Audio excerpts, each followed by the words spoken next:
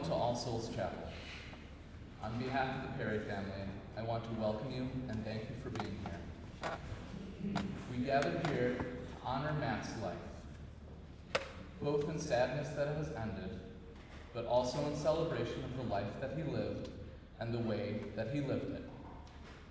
We knew him, and still know him, by many names: son, brother, nephew, friend, bro, Parry. This last name is how I first knew him. I met Matt through my younger brother, Chris. Matt was the same age as Chris, and for the longest time, I'm not sure I even registered that his first name was Matt. Only Parry. I, of course, knew of his other family members, especially Brian, whom I graduated high school with. But it wasn't until after high school that Brian and I became much closer. So when Chris would talk about Parry, I always knew he was talking about Matt. Matt was part of a group known affectionately as the Fairport Bros. They even have a Facebook group. It's very official. With my brother Chris belonging to this group and with the amount of time I spent around them at different gatherings, I almost felt like a de facto older brother. I ended up driving them around, including Matt, on many occasions in what we used to call the limo. This was a 2004 Toyota Sienna, Reed minivan, that had the third row seats up, but the middle bucket seats removed. So you get this limo effect. Not to get too deep into our antics, but I do remember putting enormous beanbag chairs in the middle part of the limo, which provided many entertaining experiences. Chris and I talked a lot about Matt this past week, and since Chris isn't able to join us today, I wanted to make sure to include some memories from him as well. Along with the extensive amount of poker played and the copious amounts of J&L's Buffalo Chicken Pizza consumed, Chris mentioned Matt's humbleness as being one of his most defining qualities. My brother truly looked up to Matt because of his ability to not flaunt what he had or his notoriety around family and friends. Many of us knew that Matt was pulling in an impressive amount of money and had accolades ranging from chess to poker, but you'd never know it. He'd pick up a tab or treat somebody to something nice, but there was never an expectation or a buildup. It was just Matt saying, "I want to do this for you." And that was Matt. Leading up to today, I tried to think of a memory that really makes me think of Matt. And there's really just one that truly sticks out, and it's a little silly. The Fairport Bros were all hanging out at Kenny Arbuckle's house, playing poker, and I think it was the night before Thanksgiving, so a lot of them were around. I was wearing these maroon pants that were fairly well fitted, and that style of pants were really starting to become popular. Matt said something to the effect of, "Wow, I really like those pants. I've been meaning to get a pair like that, but I'm not sure I'd be able to pull them off." Well, immediately, I offered him my pants. And I asked if he wanted to try them on. He initially refused, but after some coaxing from me and the other guys, he tried them on, and he loved them. He absolutely rocked those maroon pants. I even have a picture of him in those pants somewhere that I couldn't find, but I can think of that whole event like it was yesterday. I don't know if Matt ever did end up buying his own pair of fitted maroon pants, but what I can tell you is that type of thing was classic Matt. Up to trying something new, humble in the moment, and always doing it with a grin on his face. And there's one last thing I want to note about Matt, and it's something I think all of us here can relate to: his laugh. Whenever something got to him just right, he would bust out with this hearty, very genuine, very authentic laugh. I can hear it right now. Whether it was laughing at a puppy licking the screen during a fish show in Vegas, or just having fun with his friends around the poker table, when you heard that laugh, you knew that times were good. At this point, we will continue our program with a song by Josh Groban called "To Where You Are," sung by Jason Goldberg, a friend of the family.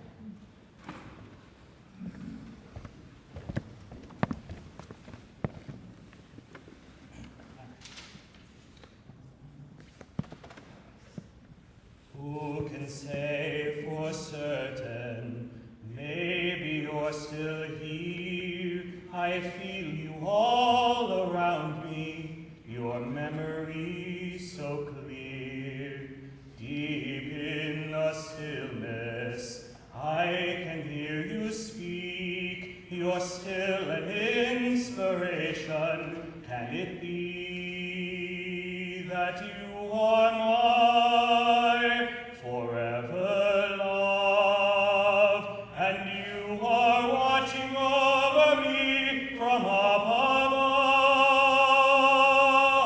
Fly me up to where you are beyond a distant star. I wish upon tonight to see you smile, if only for a while, to know you're there. A breath away is not far from where you are you gently sleeping here inside my dream? And isn't faith believing all power can't be seen? As my heart holds you just 1 beat away, I cherish all you gave me every day, 'cause you are my forever love, watching me from up above. And I believe that angels breathe, and that love will live on and never leave. Fly me up to where you are beyond a distant star. I wish upon tonight to see you smile, if only for a while, to know you're there. A breath away is not far from where you are. I know you're there. A breath away is not far from where you are.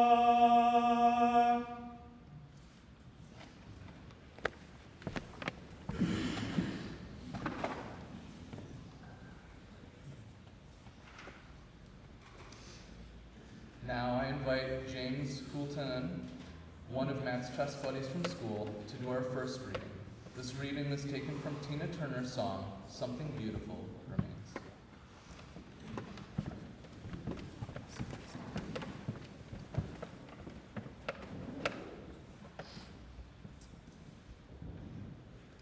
Tears will leave no stains. Time will ease the pain. For every life that fades, something beautiful remains. We're living in a world of stars and dust. Between heaven and all that surrounds us. We're travelers here, spirits passing through. And the love we give is all that we will endure. Hey now, what we had is gone, but I still remember you, just like a rose after the rain. Something beautiful remains. Tears will leave no stains. Time will ease the pain. For every life that fades, something beautiful remains. Now the darkness falls, the sun is going down. One by one, the stars are coming out. Tide comes in, washing footprints from the sand. As one day ends, a new day must begin. Hey now, though we are apart, you're forever in my dreams. Hey now, love is lost again. What you gonna do about it? What you gonna say? Something beautiful remains. Tears will leave no stains. Time will ease the pain. For every life that fades, something beautiful remains. And you wonder sometimes how you carry on. When you lost the love you knew. But it's all right. All right. To your own heart be true. Tears will leave no stains. Time will ease the pain. For every life that fades, something beautiful remains.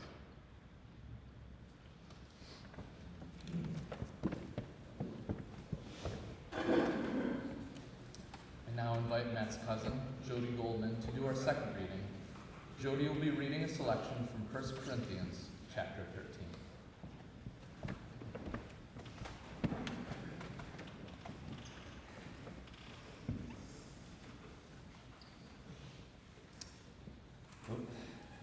It's on the eulogy.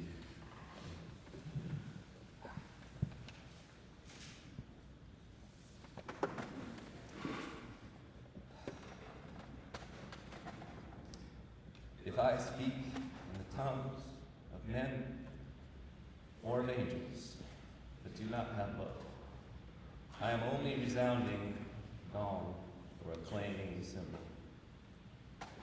If I have had the gift of prophecy, and can fathom all the mysteries and all knowledge, and if I have a faith that can move mountains, but do not have love, I am nothing. If I give all I possess to the poor, give over my body to the hardships that I may boast, but do not have love, I gain nothing. Love is patient. Love is kind. It does not envy. It does not boast. It is not proud. It does not dishonor others. It is not self-seeking. And it is not easily angered. It keeps no recording of wrongs. Love does not delight in evil, but rejoices with the truth. It always protects, always trusts, always hopes, always perseveres. And love never fails. But where there are prophecies, they will cease. Where there are tongues, they will be stilled. Where there is knowledge, it will pass away. We know in part, and we prophesies in part. But when completeness comes, what is in part disappears. When I was a child, I talked like a child. I thought like a child. And I reasoned like a child. When I became a man, I put the ways of childhood behind me. And now I see only a reflection as in a mirror. Then we shall see face to face. Now I know in part, then I shall know fully, even as I am fully known. And now these three remain: faith, hope, and love. But the greatest of these is love.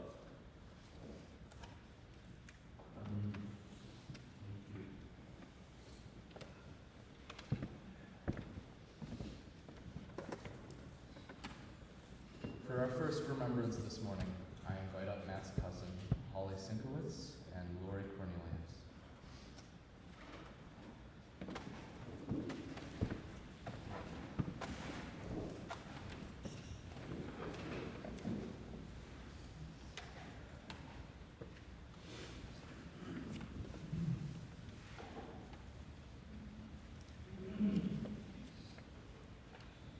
I feel like it's a rare occurrence to remember the birth of a cousin, but Hal and I both distinctly remember Matt being born.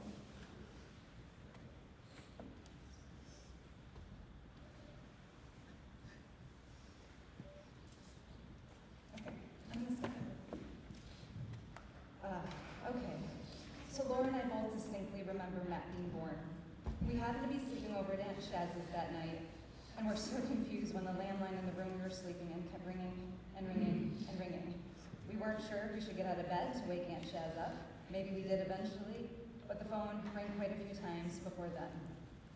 Turns out Aunt Di and Uncle Neil were trying to let Aunt Shaz know that Matt had been born or that they were going to be leaving for the hospital soon. And then there was the hospital itself. We were so excited to get there and meet our new baby cousin.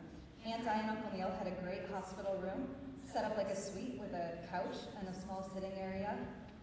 We thought that we might get a chance to hold him if we were sitting in the proper position with all the pillows and necessary supports around us. Foolish, he was a newborn, not gonna happen. Needless to say, all the adults were taking turns holding Matt. Laura, Bry, and I were waiting ever so patiently for our turn and eventually discovered that the bed moved. So we climbed up and proceeded to go up and down, up and down, a few too many times. There was a spark, and then smoke ensued. Matt had to be evacuated. We all had to evacuate, even the neighboring rooms. Safe to say it wasn't very funny at the time, but made for a memorable story later on. Growing up, our lives revolved around family. We were seemingly always together. Overnights, countless water wars, the giant refrigerator box in Grandma and Granddad's basement where we made the Pappy family house, blending Parry and Happy together because we were such creative little kids. Meals out with Aunt Shaz, especially our Red Lobster get-togethers with all the cousins, where Matt would routinely order menu items that were labeled market price, not having a clue what that meant. And then there were the birthdays, getting together for every single family birthday growing up, every single one. To say we were lucky is an understatement. All the time together growing up gave us a bond that would last a lifetime. As the years went on, we grew up, moved away from each other, and weren't able to get together in person as much. Our bond was still there though, connecting on holidays and every birthday. Matt would always text on Jack's birthday, routinely check in on Owen when he was sick, and regularly talk about the NBA with Cole and Grant. Matt was a thoughtful and gentle soul. He seemed to absorb the heaviness of the world around him. He always reminded me of Jonas, the main character from the book The Giver by Lois Lowry. Jonas, an 11-year-old boy, was described as sensitive and intelligent, with strange powers of perception that he didn't immediately understand, unusually thoughtful, reflective, expresses great concern for friends and family. This describes Matt to a T. There are two quotes from The Giver that seem particularly relevant here. The first is a testament to Matt's enduring memory. If you were to be lost in the river, Jonas, your memories would not be lost with you. Memories are forever. The memories we have of Matt will live on. We won't allow them to be lost. They'll survive because we're still here to carry them. And the second quote is for all those who are in here today. The worst part of holding memories is not the pain, it's the loneliness of it. Memories need to be shared. I hope that we can find the peace and strength to share our pain and lean on each other for support. We can't suffer in isolation as we navigate living with this tremendous void in our hearts. And this is where I should have done bigger font. So it's getting blurry. Days before Matt's passing, I read a post about eulogizing the living, essentially sharing what people mean to you before they pass. Who knows, we may all be getting eulogies for Christmas this year. And while I didn't do this with Matt, I find comfort in him knowing that he was loved, that he was supported, that he had family and friends who would drop everything for him. Matt, there will be a tremendous void in our hearts without you here. We love you and miss you dearly.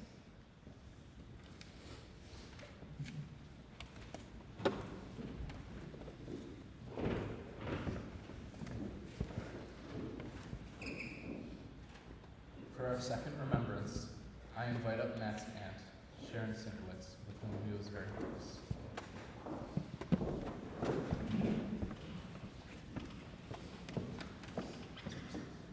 As you can imagine, life has somewhat stopped since we heard the news. I've been trying to figure out how I could get through this. So I decided that I would create another reality. In this reality, Matt has just won the biggest poker tournament.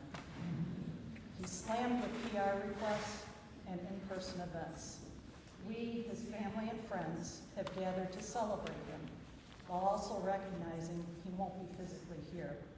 So here's to celebrating Matt. Matt has always made me feel special. He allowed me into what he thought and felt, and we also shared some traits and interests. Matt has that obsessive focus which many in my family have. His mom saw Hamilton 6 times, including a trip to London. Listen to this one. His dad averages 130 rounds of golf a year. Imagine that in this climate. And it continues throughout the family. Just ask my brother how many canoes he has, or my niece how many Christmas trees she puts up. Oh, and I've been to about 30 Springsteen shows. All our obsessions cost us money. Matt figured out how to make money with his obsession. I always admired Matt's drive to live his life the way he wanted. I think many of us here wanted something different from him. I wanted him to write. When I'd suggest that, Matt would smile, nod, and reply, maybe. Matt had other ideas and plans, but he never wanted to hurt my feelings. Matt's kindness and integrity always shines through. Fortunately, I have many wonderful memories of Matt. When he was 8 or 9, he started calling my partner Aunt Mo.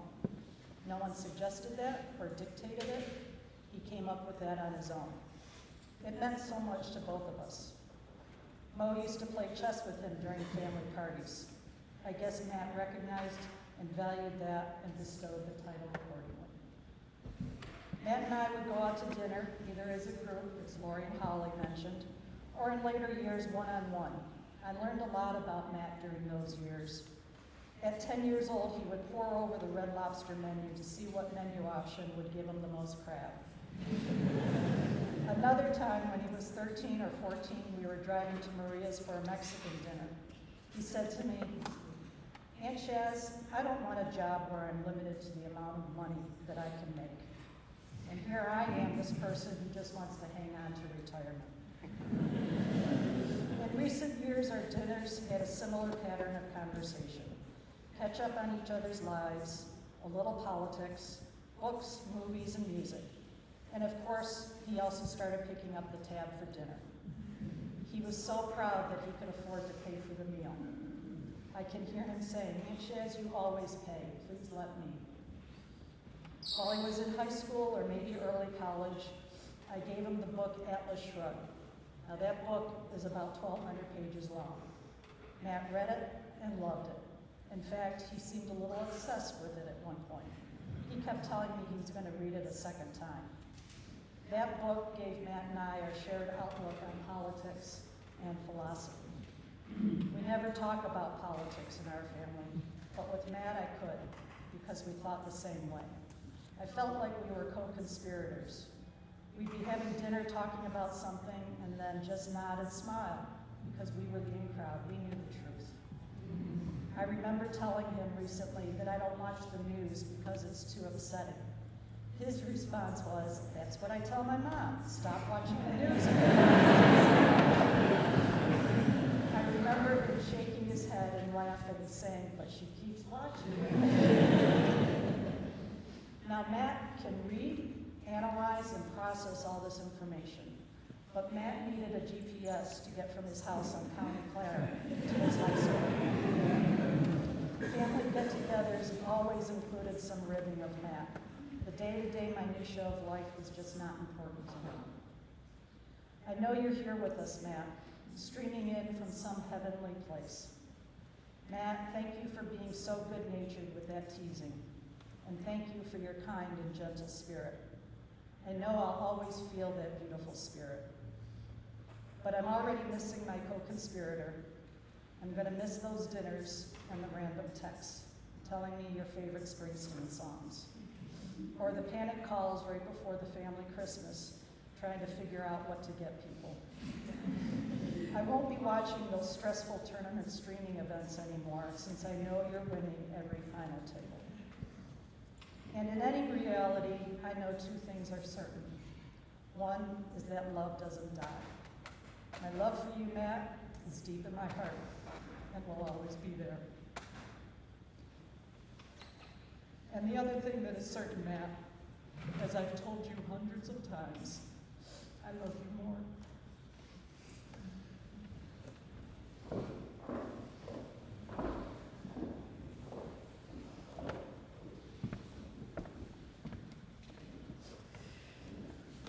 For our final remembrance this morning, I invite up Brian Parry, Matt's older brother.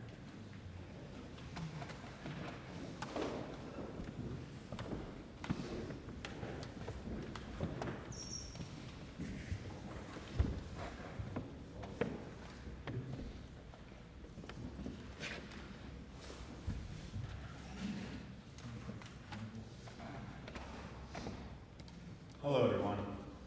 I'm Brian, Matt's older brother, and on behalf of our whole family, I want to thank you for gathering with us to celebrate the life of Matt. My brother was a very unique person, passionate, driven, and hyper-focused beyond all reason. As we've also heard, in some ways, he'd also be unfocused beyond reason. As my aunt just alluded to, when he was in high school, Matt was unable to navigate to Dudley Northside, the K-5 school that we went literally hundreds of times. And it was only a mile from our house. But he could look at a chessboard and process in seconds what most of us couldn't do in minutes or hours and make the correct move. If any of you have seen Matt simul, you know this is 100% true. And if you don't know what a chess simul is, if you've ever seen Queen's Gambit or any chess movie, it's when one player is rotating around 20 or more boards, playing all the games simultaneously, and almost always winning every one. And that was Matt. Matt was also notoriously impractical in many aspects of life. While I attempt to make a science out of traveling with only what I need, when we collected his belongings in Vegas where he was staying temporarily, in his suitcase, besides the normal clothes, etc., were a smattering of TV DVDs. Yeah, he had Netflix. An unopened pair of Bose headphones, 2 working iPads, 2 broken iPads, 2 razors, a thick scrapbook, and get this, 4 pounds of change. This is Matt, who regularly won or lost thousands of dollars at the poker table.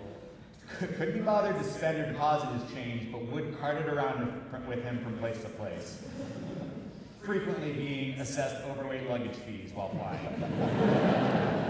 Classic Matt paradox. Matt was also a devoted son and brother. He didn't particularly like to fly, and when Evan was graduating from Fredonia, he assured us he would be there. He was in New Jersey, and he didn't have a car at the time, so my parents suggested flying or taking the train. Neither suited Matt's schedule, and he instead hired an Uber to drive him 400 miles back to Fairport, where he met Aunt Shaz, who agreed to drive him so they could drive together to graduation. He was legendary for missing flights, and it was only recently that he purchased his first refundable airplane ticket. You won't believe how proud that made my mom. He truly loved his family.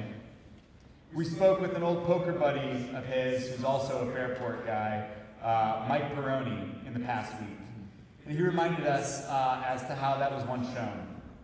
My cousin Holly was getting married to Pat in the Adirondacks, and Matt had been informed and reminded several times. He and Mike had embarked on a cross-country trip with goals of poker and sightseeing. During that trip, Matt received a text from my mom saying, "See you soon." And Matt came to the realization that instead of a leisurely sightseeing trip back to the East Coast, they would need to drive 35 hours straight back to New York from Colorado in order to make Holly and Pat's wedding. Against all odds, he did make it. Matt had great, varied connections with many of his family members. He avidly followed basketball and shared his passion and knowledge with his cousins Jody, Cole, and Grant. Just last Christmas, Matt was psyched to hear that his cousin Jack was turning into a Pokemon devotee made sure to have some of his own favorite Pokemon cards under the tree for him. Our Aunt Shaz was monumentally important to him, both as a child and as an adult. She's a vault for all of her nieces and nephews. As my mom and dad have expressed, it's always a comfort to know that a trusted adult is helping to guide your children into adulthood. As a family, we've been blessed with relatives coast to coast that provide a strong base of support. Parry family friend Joel Goldberg also had a special relationship with Matt. Shared personal interests such as gaming, trading card collecting, and baseball led to Joel and his family being a part of Matt's entourage at numerous chess events up and down the East Coast over a 12-year period. After college, Joel and Matt's relationship grew to include accounting work, tax advice, mutual trading of stories. Joel always avidly followed Matt on his poker tournaments. Joel's relationship with Matt was never dull and rarely straightforward, but always fulfilling. Although sometimes viewed as an introvert, friendship was of the utmost importance to him, and it began in our neighborhood and in Fairport schools. Justin, Matt, and Aaron all lived within a mile of us and were three of his earliest school friends. Along the way, those friendships expanded with the boys hanging out at each other's houses, grew into the Fairport Bros. Playing ball outside or poker in various basements, there were innumerable good times. Chess also expanded his friend circle, however, he always counted on his Fairport buddies to be an anchor in his life. Not long ago, Matt met up with his friends in Aruba to celebrate the wedding of Cody B. Whether it was meeting up with Chris to see a Fish concert in Vegas or to have dinner with his old neighborhood friend Matt, these friends were always a shelter from an otherwise unorthodox life. As adults, they have spread out across the country, but they still gather to celebrate each other's significant events, and I noticed a number of them here today. At the age of 10, he attended his first chess tournament at Jefferson Ave School with his good friend AC. Received a trophy as the top new elementary school player, and his passion for chess was born. The Rochester Chess Center became a second home of his and opened his world to people of all ages. His ability to make connection with all sorts of people was evident with some of the people that I met last night. Just took a shared love. He and his friends love talking strategy, and to the uninitiated, the conversations could either be fascinating or entirely mind-numbing, as both players could recall lengthy games in the most minute detail and debate the game they had just spent hours completing. His passion took his parents and his brother Ev to the East Coast, to Missouri, to Vietnam. When his dad once drove Matt and Evan along with 4 other boys to the state chess championships on Long Island. The van was packed. It was not as packed as the return trip when most of the boys were bringing home trophies. My mom and dad still laugh at the thought of the van rolling down the thruway. It was probably the beginning of my dad's hearing loss due to the racket. My mom also took part driving various chess tournaments with her good friend Lori and her son Stevie. Boys loved hanging out at the chess hotel, and if they weren't competing, they were in a fierce game of Bug House or Blitz, which are also chess games. Along the way, Matt did win a number of local, state, and national championships. In 2008, he was invited to be a representative at the World Youth Chess Tournament in Vietnam. My mom and Aunt Shaz took turns over the 3-week tournament to accompany him there. Chess was a fixture during Matt's formative years and helped turn him into the man he became. Igor, the top competitor in the area, told me last night that Matt was his favorite opponent to play. His memorial message described Matt as having a pure, inquisitive mind of a child, and at the same time the calm contemplation of a wise, wandering philosopher. This made Matt an incredibly brilliant and unique player. It also drew many other chess players towards him, and he developed close, lasting friendships with many. John, James, Stevie, Andre, and of course the Chess Center staff. Chess tutor and camp counselor is still the one and only job that Matt ever held.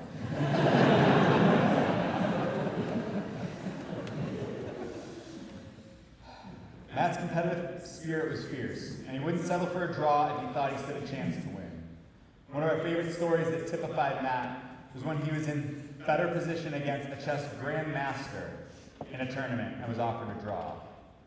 This was a very big deal and would have been a huge accomplishment and something Matt had never done at that point. but he turned down the draw. After battling for another hour, Matt ended up losing. But he never regretted turning down that draw. To Matt, the competition and the intellectual challenge was the goal, and Matt would always go for the W. I also just recently learned that Matt ran into that situation of being offered a draw by 3 more grandmasters. He turned it down every time, and he lost all but one of them. Still no regrets. That's how Matt played, that's how Matt lives. Matt drifted away somewhat from chess during the last decade, but never lost his love of the game. When we went through his belongings after he passed, among his 2 suitcases, we found some of his old chess notation books and the book, The Chess Advantage, in black and white. It was through a chess friend that Matt learned that poker required similar skills as chess, but could be much more profitable. So in college, Matt turned that competitive drive and amazing intellect towards poker. The rest is history. After college graduation, he turned pro. Although it wasn't the profession my parents or any parents would choose for their children, Matt cherished the challenge and the competition. I have many memories of following Matt's progress through terribly updated poker websites as Matt advanced into days 2 or 3 of tournaments. Our family would have a group chat, cheering Matt on and sharing the updates, updating everyone on his progress. Cousin Lori likened it to the threads we would have during Bills games, which could easily accumulate 100 messages an hour. Last summer was one of those exciting times, with Matt progressing through days 2 and then 3 at the World Series of Poker $3,000 PLO event, with texts coming in a mile a minute. Matt officially made the final table around midnight one night. Think about an hour or 2 before he officially made the final table, my parents called me and told me that they were doing something crazy and were going to buy plane tickets to Vegas the next morning.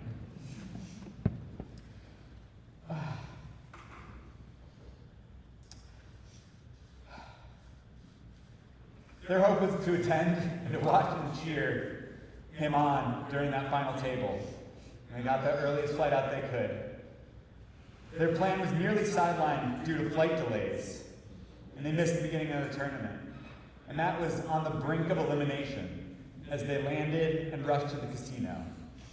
I was following the game online, and I was afraid that Matt was going to lose right before my parents arrived. But Matt's luck seemed to turn right about the time that my parents arrived. And they got to see Matt go from short stack to winning the event and earning his first WSOP bracelet, which was an amazing accomplishment for him. I know the rest of my family was thankful for my mom and dad's constant texts keeping us up to date with each hand during that final tense hour. And I know my parents are so grateful that they made that decision and were able to be there to celebrate with Matt and be there for Matt. In Matt's usual way, he told them afterwards that he was never nervous and said confident and only started shaking when he discovered he would have to have pictures taken and be interviewed after. We'd like to thank the poker community. They can often be given the short end of the stick. However, they, along with so many others, have provided such support and comfort during this devastating time through their Facebook comments, texts, phone calls, and articles. It's been a pleasure to read the comments and posts from poker players. I reignited my Twitter account to look up these comments. And there were some recurring themes. In a game where the competition is fiercer than anywhere, all those comments mentioned how Matt was always friendly and gracious, both his triumphs and defeats, and a pleasure to be around at the table and after. Specifically, we'd like to thank Tom Canuli, who was in Vegas when Matt passed and was a great help and comfort to us during the difficult period after. His commitment to Matt and his comfort to all of us was beyond what anyone could expect of another person. Many thought of Matt as being on the quiet side, but he could also be uproarious and funny, and we've heard about his great booming laugh that I know many of you remember. He loved quoting shows or movies and seemed to have a photographic memory when it came to that, chess, or poker. Survivor has always been a family favorite, and Matt would regularly recall minute details of past seasons that, though we all had watched, were long forgotten to us. Matt was a committed fan of many TV shows and would often quote from his favorite of those, The Wire. Matt and I have always been very different. We weren't always the closest of brothers. I've said for a few years that I'd like to change that and for us to be closer and more involved in each other's lives. But I never worked as hard as I should have at it, because I always thought that we would have more time to build that back up. Since Matt has passed, I've had trouble not focusing on feelings of regret and guilt for sitting back and waiting for us to become close again. One of the lessons I am taking away from this, and encourage all of you to think about, is to not sit back and wait, but to strengthen those relationships that we desire now. You never know how much time we'll have with each other. Our hope is that Matt's passing won't define us, but will inform us. That we'll glean important lessons like this from this tragedy. And that we'll step outside our comfort zone and reach for the improbable. That will grow closer to those we love. Evan turned 30 just a few days after Matt's passing. And on his Facebook page, he thanked folks for their birthday greetings with the following. So to all of those sending me best wishes, know that I do value your words. And I hope that you all hug your loved ones a little tighter, or build back a relationship that you may miss between you and someone you would love. Thank you, Ev. Matt wasn't perfect. Far from it. He had his struggles, however, his strengths are what we'll remember. His decency, his humbleness, his drive, his intellect, and the love he felt deeply for his family and friends. When Matt was interviewed after his WSOP bracelet win, Matt left us with a different lesson he hoped we could learn. He said, you know what? If you have a dream of coming out to the World Series of Poker, you can do it and you should do it. Matt spent his life following his dreams and dedicating a greater percentage of his life to the things he loved than anyone else I know. Matt left this world telling people to follow their dreams. He followed his, and we all just wish he had more than his 33 years to pursue them. We pray that the good Lord will continue to hold Matt in his loving embrace. Thank you.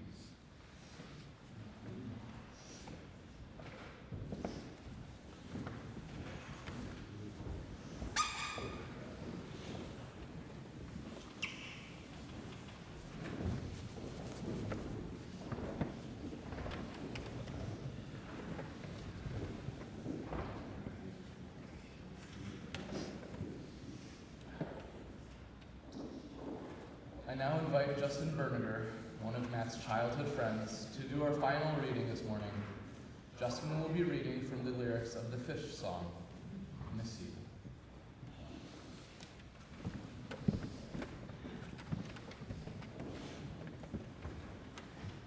Hey everybody.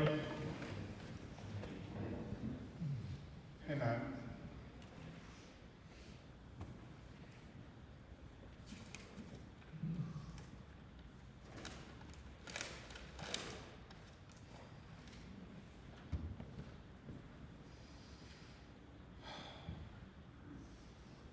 You're smiling at me from your picture frame, and I miss you.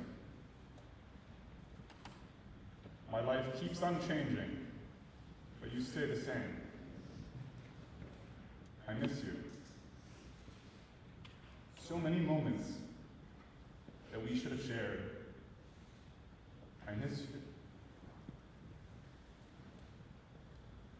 As the days turn to years, and it hasn't stopped yet, the memories we shared, I will never forget. No.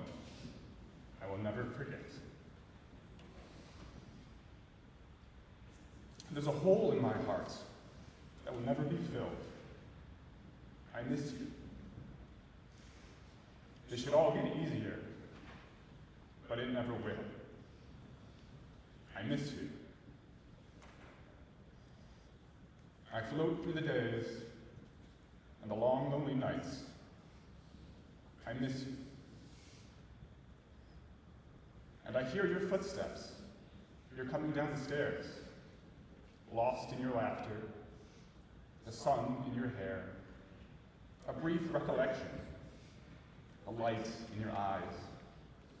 I see the reflection, but it passes me by. It passes me by. You're smiling at me from your picture frame, and I miss you. Every morning I wake up and I whisper your name. I miss you. You're in faces of people. I see on the street. You're everywhere. You're everywhere. You're everywhere. Thank you.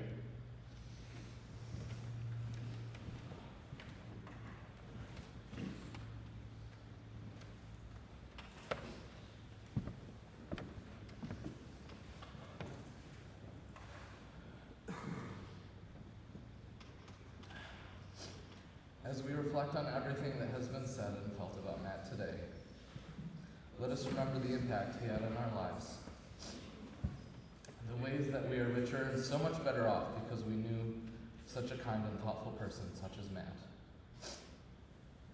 I invite you to take a moment right now to think about a way that Matt has touched your life, whether directly or indirectly, for we are all here because of just that.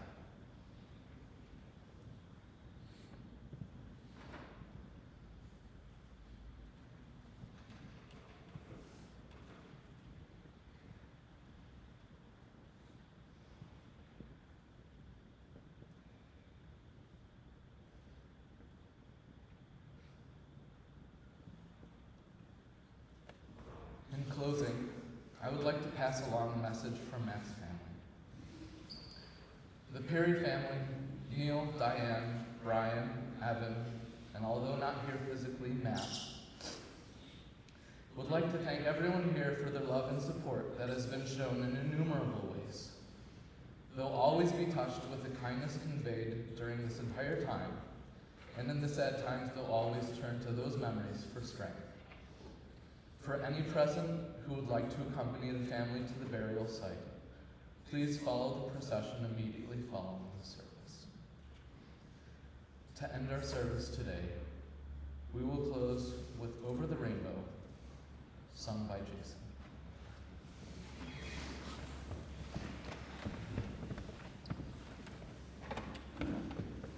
When all the world is a hopeless jumble and the raindrops tumble all around, heaven opens a magic lane. When all the clouds darken up the skyway, there's a rainbow highway to be found, leading from your window pane to a place behind the sun, just a step beyond the rain.